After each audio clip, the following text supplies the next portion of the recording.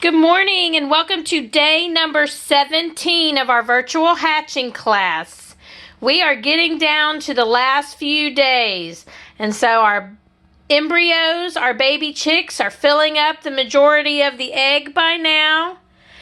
And tomorrow we'll start getting the incubator ready for hatching, and I'll do a video that shows you what all is involved in that.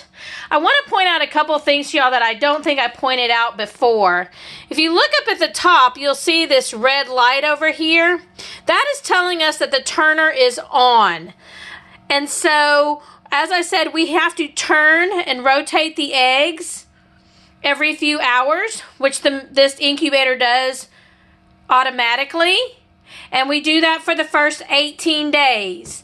And then after that, we'll stop turning it. And I'll talk about that more in the next video when I get the incubator ready. But let's go ahead and look at our numbers for today. Our humidity is low. Our temperature is 99.5. Humidity is 35%. Let's go ahead and write those on our daily observation journal for day number 17. So 99.5% degrees and 35%.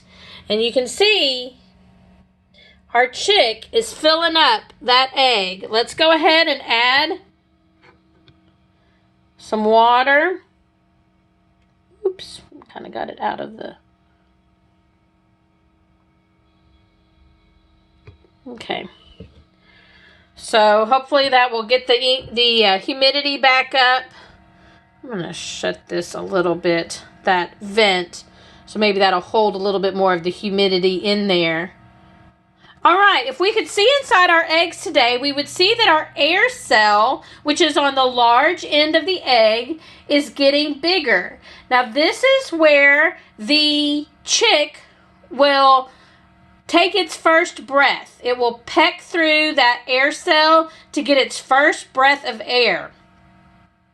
And then it will start the pipping process of hatching. So that air cell is getting a lot larger so that it can get the air it needs.